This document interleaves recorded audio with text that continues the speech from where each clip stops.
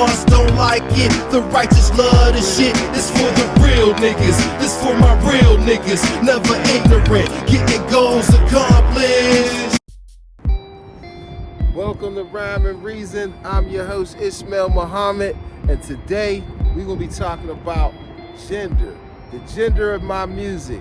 It's to the point where people ask me what's the gender, and they'll have the nerve to say I rap gospel.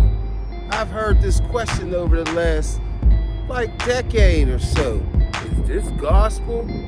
It's to that point now when something uplifting in hip hop, it has to be gospel.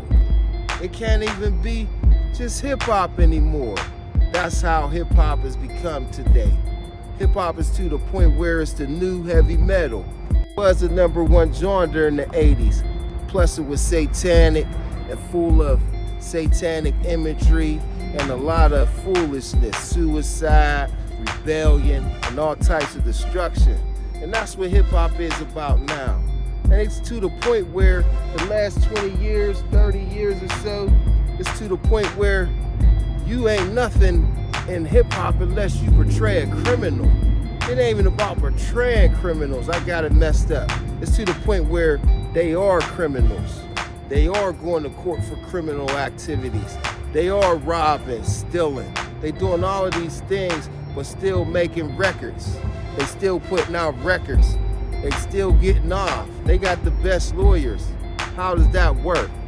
How does it work that your favorite artist does crime and is sponsored by a major record label that sponsors them hundreds of thousands to even millions of dollars, even though they know they run a criminal enterprise? Please tell me where else this happens at in America, that criminal enterprise is funded by $1 million companies and they let it slide.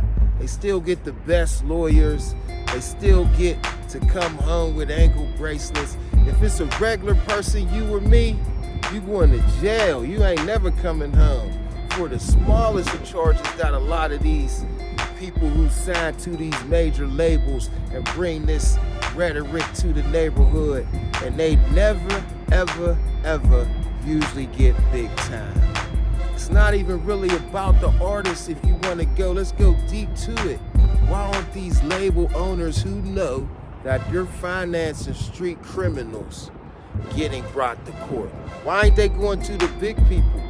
Without the money of them major labels, these guys who are mainstream and being criminals and doing all of these things, they be as good as me, because they labels is the machine that's pushing them.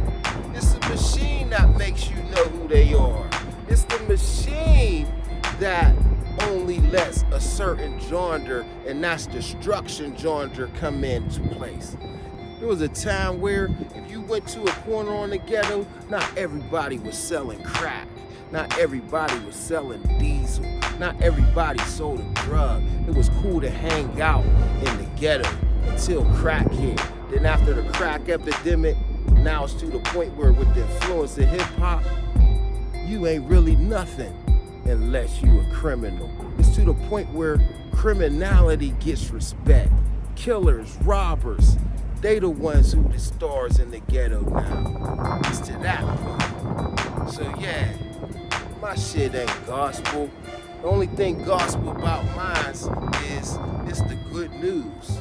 And the good news now is the new single, Focus Your Mind, Youngsta. You could go handle that and get it and listen to it. It's all about upliftment, something that music is lacking today. You ain't gotta listen to it if you don't want to, but it's gonna keep coming, because I'm independent, as long as God puts air in my breath.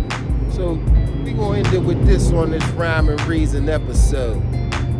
Pay attention to what you put into your mind, because if you don't, then things could change drastically in your real life. And always know, you had a choice to be who you want to be in your life. So be what you want to be at all times. Basically, focus your mind, youngster. It ain't nothing to it but to do it. Get your mind right, young nigga, and pursue it.